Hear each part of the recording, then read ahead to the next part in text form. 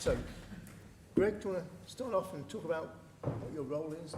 Sure, yep. Hi everyone, I'm Greg Stevenson. I'm the technical lead for central government at CACI, formerly head of role for software engineering at the Home Office as a civil servant, and then my other kind of link with all things digital identity. A little bit of background experience in data security, information security, law enforcement, policing as well. So I spent quite some time as a voluntary police officer, working in kind of frontline policing, but then eventually moved into things like cybercrime, digital forensics, management of sex offenders. So a little bit of an interesting background that kind of crosses over both the technical aspect of digital identity, but then also how do we prove identity as law enforcement people. Okay. Cameron, what's your background? So my name is Cameron Bell. I'm the Government PS National Security and Defence. Oh, I'm also, I think, too loudly spoken, forgive me. And Defence Lead at Candatis. So I guess I've been in cybersecurity for just over 15 years. I was a founder of one of the very early independent cyber consulting practices. I was lucky to be involved with the establishment of Lorca on behalf of DCMS, and then prior to this role I was VP at Capgemini Invent, so I've always really been on the commercial and innovation development side of cybersecurity as it's developed. But it's a very exciting time to be in identity, so happy to be with Candatis at the moment and enjoying the challenges. What sort of things are you working on at the moment then? What are the headline things that you're working on? So I think, at the risk of overgeneralizing, I think a unified approach to identity. I think joined up a lot of the companies that we work with various government departments across central government, defence, etc. And I think that the theme we're hearing is, I think identity has become a priority with the rise of borderless security and zero trust, etc. I think it has. We've had some jokes about whether it's sexy, but I think it's being recognised that it is fundamental. And certainly from the Microsoft side, it's moved across from sort of modern workplace into cybersecurity, so amen to that. And I think identity is being seen as, or it is functionally an enabler. A lot of the, call it sexy, call it flashy, whatever terminology you want to use, but a lot of the new applications and services that are very customer-centric and that want to provide seamless, to use all the buzzwords, get them out early, frictionless experiences. I think identity is the sort of crux of the challenge. Once you solve that, the rest sort of falls into place. So, so yeah, that's really we're seeing engagement across all of the key areas at the moment. So we might have previously said that the public sector can only learn from the private sector when it comes to digital identity initiatives, but is that still the case? Is the gap narrowing somewhat? I would say so, yeah.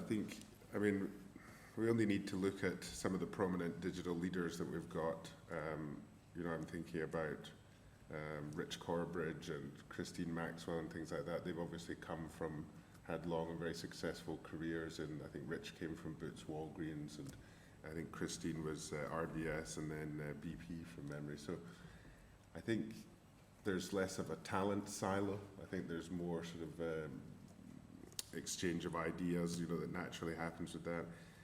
And, to use Rich as an example again, he's taking a very user-centric approach, which I think is something which is common across private and public sector. So, it's always fun to be given the title just before lunch of telling a room full of public sector employees how they can learn from you, So, but I think at the risk of being sycophantic, I don't think there's as much of a definition there in terms of the methodologies and the focus as there used to be, and long may that gap sort of lessen. Obviously, there's more red tape. There is, by the nature of it, more bureaucracy, but I think the gap is lessening. This is maybe also where I need to kind of have multiple name badges on here as well, because I also work for GDS as the lead developer for OneLogin. So I think one of the really good benefits of the public sector, private sector working is this kind of cross-pollination, because the nature of the job that I do means I work in multiple places, obviously having worked at Home Office before, we've got people who've worked in defence, national security. There's a whole kind of cross-pollination aspect, maybe. So, you know, we work with lots of different places, lots of government departments who've got lots of different ideas. Maybe one of the benefits that we kind of see from that with the private into public sector bit is the multiple different ways that challenges can be solved. There's kind of public-private collaboration. I think Jim from Hippo was mentioning that earlier. You know, we've got the kind of like that spread of working in lots of different areas as well. And then also, like maybe flipping it around slightly, is that it also, private sector get a lot from public sector on this as well. My background is in software development for quite some time. I've not worked on something quite so big as one login before, right? So there's a quid pro quo there of you get to work on some really interesting things as well working in public sector. The reason I went to Home Office in the first place as a civil servant there was because of the interesting areas that the Home Office work in. So there's a kind of a collaboration piece there as well of it actually, you know, private sector benefits, public sector benefits. It's not the public versus private thing. That's an old way of working, I think. So what sort of projects have you been working on that you think the public sector teams would be interested in, some of the bigger projects you've been talking about? I think maybe one of the considerations on there is around there are lots of organisations and lots of departments building lots of different ways for people to verify identity, prove their identity, hold their accounts. The car parking app one is recently, I saw a post last week on LinkedIn actually from someone that basically wrote about this and almost kind of stole my little soapbox on this one. But as a person who has a car and wants to go park a car in multiple places, I have now 9 different car parking applications on my phone. And I fear that because every organisation and every government department wants to have a very different slice of someone's identity, that we maybe see that kind of thing. So I think, again, with some of this cross-pollination, multiple people working on multiple things, is maybe that, you know, the whole purpose of one login, right, is to go and replace the nearly 200 different log-on mechanisms across government. But it's not just government, it's private sector, you know, it's all the social media companies, it's all the password management companies, it's the news outlets, everyone that wants their own account for things. So I think there's maybe something there in trying to kind of like bring that down and not end up with me having to have 19 different apps on my phone to prove my identification. Cameron, you need to add that? I think you're right. I think the public-private thing is not very useful, and I think there's a lot of sort of sub-definitions within that. Obviously, things that SMEs, and in this case, subject matter experts, we really do need a new term for SMEs and small to medium enterprises. That would be a topic for another day. But I think there's things, for instance, that, you know, we work very closely with Microsoft. We just recently mentioned about the Enter rebranding. You know, obviously there's things that Microsoft can do that we can't as a subject matter expert, and yet vice versa. So, you know, we've been working on an integration for vanilla Microsoft, if you like, with one login. Now, that's something that I think, because we're uniquely positioned in our relationship with Microsoft, we can almost hunt ahead of the big shark, you know, have that very close customer contact, and then add value by moving nimbly. So I think less than, you know, it's probably not useful to think about it in terms of public-private, but to be thinking about in terms of your innovation and partnership matrix, where's the best place to put different types of risk, and what can each of those unique, what each of those people bring in that's unique to the others, you know. Is that a developing model that you're sort of seeing there? I think it is, and I think specifically public sector has become better, I think, at understanding that it can move outside of the wire. You know, I'm thinking about things like we worked very closely with NHSX on the staff passport there. So there's a recognition now that we don't have to experiment on the body of the church. We can sort of take off smaller challenges outside the wire, develop solutions, and then integrate them back into the larger organisations in a manner that's a bit more palatable. Mm-hmm. Can you tell me some more about the NHS staff well, I think passport? It was a very interesting, exciting project for us. It was mid-COVID, so essentially one of the challenges was the ability to move a resource, in this case, let's say a doctor, from one NHS trust to another. Up until then, that had been a manual and paper-based process and had quite a considerable time and cost element.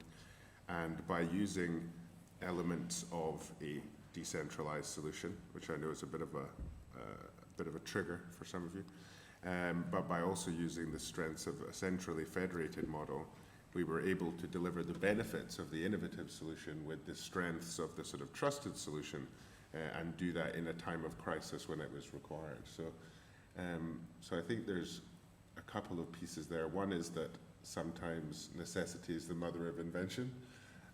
So we can have lots of good ideas, but it's only when the challenge really is in our face that we're triggered to implement those. But again, I think it's about that very close looking to the partnership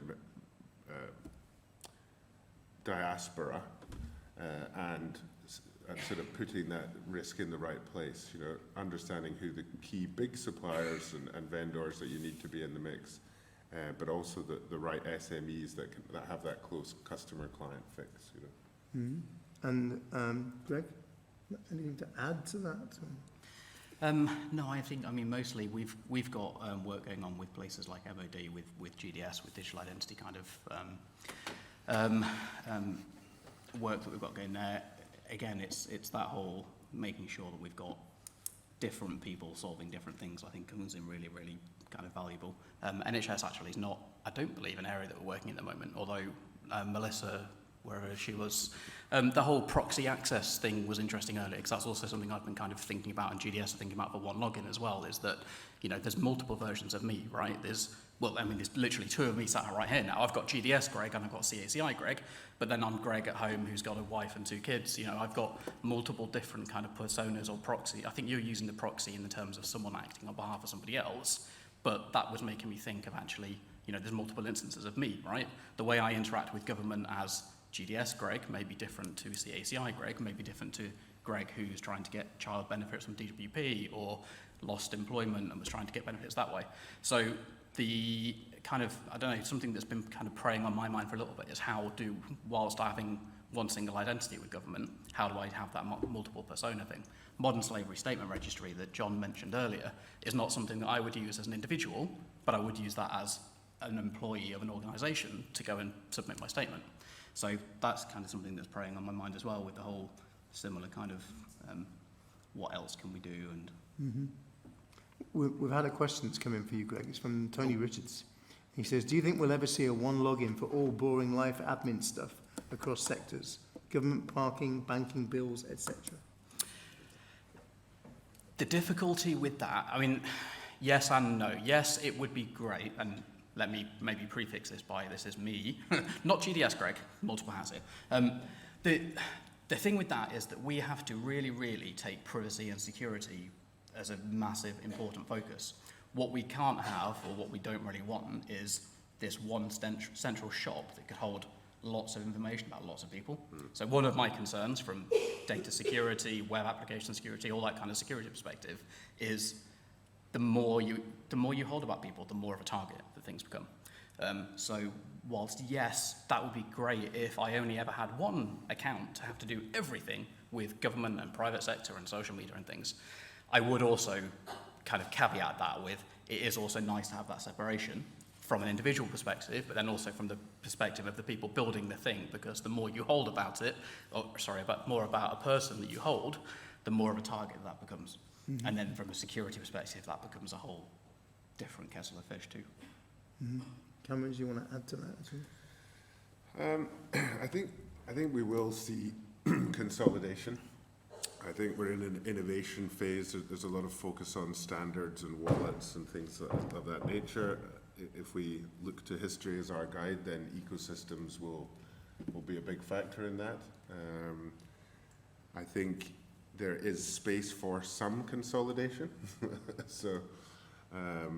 But I am conscious of, just as you're saying, Greg, you know, I think this is where I individually look to decentralize technology and some of the positive benefits there in terms of overshare, and yet you're not creating honeypots, so you're not making it too easy for the attacker, and yet at the same time there can be potential to create some form of universal identity across ecosystems. But I think time will tell is the short answer. Mm-hmm. But, you know, where the money goes, it's very likely that technology will follow. So.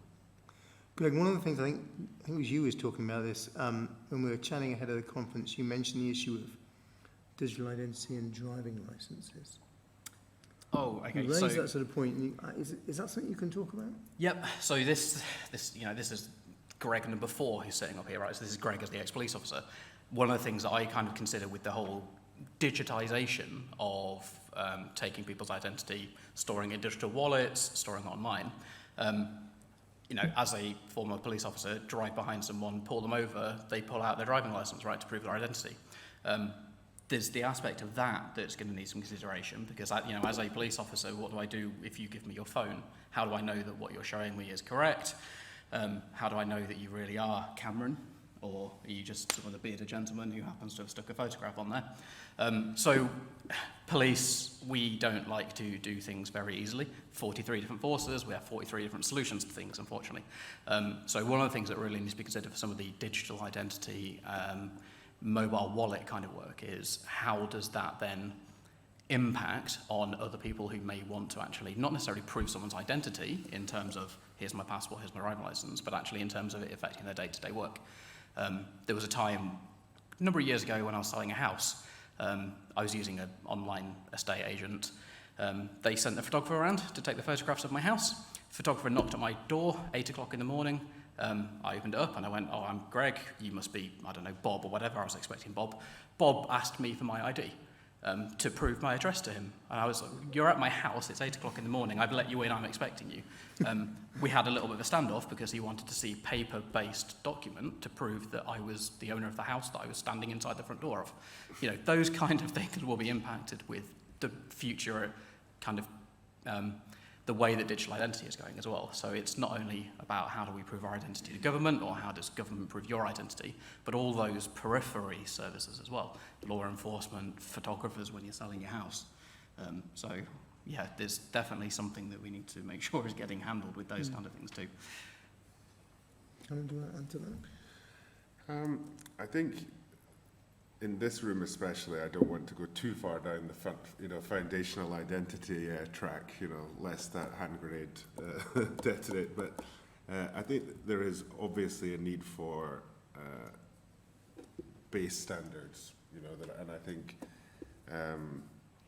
some of this we're resolving with novel approaches to things like vouching, but it obviously makes life harder in the UK that we don't have that foundational standards, Mm-hmm. But I think going forward, we will effectively, in some form or another, have standards that are sufficiently strong that they can be considered foundational. So. Mm-hmm. Obviously, the title of the sessions was what lessons can the public sector learn from private sector digital identity initiatives. I think it's basically a question of you working hand in hand and working with each other would be a better way of sort of describing it, perhaps. I think the increased market access has been really helpful. So something I've noticed across public service and defence, policing, etc., is the desire to go earlier to market in engagements with suppliers and to try to bring subject matter experts and stakeholders into the conversations pre-tender faster. I think that's having a noticeable impact. I think we're getting better quality outcomes. I think some of the old habits, shall we say, around things like the person that designs the system shouldn't talk to the person that makes the system. I think, obviously taking a systems design approach, that's obviously not the best idea. So I think, that the increased focus on the user and government and public sector's willingness to, I think for a long time the supplier was the bad guy who was just trying to come in and sell you whatever you needed. And I think some of that is on us in the industry because bluntly we probably were. I think there was a lot of, certainly in the early days, cybersecurity salesmen that were just yes men and women that would say, but obviously when partnering with an organization for a long time, there is no opportunity for that type of thing. You have to be very frank about your capabilities. So I think to some extent the private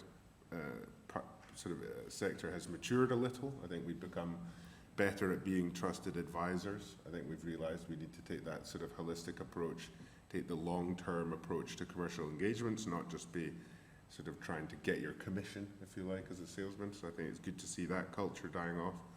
And I think public sectors realise that, you know, a significant amount of our technology is built by partners and third parties. So only by early and engagement and frank conversation can we get those good outcomes. Mm-hmm. Any points in the room about? Yes, one at the front here. Thank you guys for the explanation. Greg, I was wanting to ask you, when you were talking about how a police officer interacts with a person on the street, were you suggesting that the government I can hear you, it's okay. should actually look into how end users of this are going to use this government ID login for proving their identity one-to-one? And do you think someone that doesn't know how this was built is going to be able to trust this? Yeah, and interestingly, it does raise another point that I didn't mention earlier when I was thinking about it, is so talking about how to prove, you know, your identity to a police officer at the side of the street or whatever. There are also things like legislative changes that may be required for that as well, because, you know, there are specific offences for me, for example, to go and make a fraudulent passport. I don't know if there is something that actually would cover if I was to go and create something like a fraudulent digital passport, i.e. a screenshot on my phone, right? Probably covered by some generic fraud act, but it's not a specific offence like that. So kind of circling back to what your original question was about how people at the side of the street need to interact and use it, there is definitely a whole, I feel like I'm going to use a buzzword here, but like a whole service consideration, because it's not just, you know, using One Login or NHS Login as an example. It's not just about how the individual proves their identity to that specific department. There are then also all those knock-on effects that I mentioned of the, you know, my photographer at my house, or the police who pulled you over, or I don't know, you've gone into a post office and you want to collect a parcel and they want your driving license to show who you are. You know, there's all those other people who need to have a concern with what a person's identity is. Post office actually have an app that allows you to prove identity anyway, but again, maybe cycling back to my point earlier, is that's another app, right? That's just another place that I've got all my information stored, and yet another app I'm going to have on my phone, like parking my car with 19 different apps. So. Any other questions from in the room? I have one here that's come in. Find it on here. Do you see the UK following the EU with a national wallet and a GoID?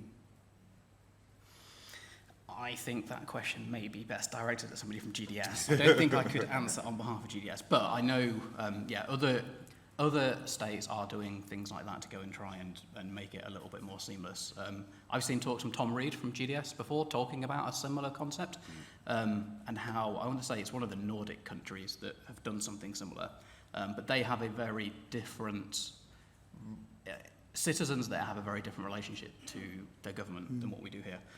Here it's somewhat opposed. I mean, there's probably facts and stats and papers that say exactly what the public opinion is of it, but I think here it's somewhat opposed. However, you know, the concept of having a gov.uk app almost is a separate thing. Good idea. Plenty of things that could be involved in that kind of. I think we could throw concept. that one at the international panel and the futures panel this afternoon. Any final questions from the room? Otherwise, I think it's time for lunch. Okay, it's time for lunch. Thanks very much, everyone.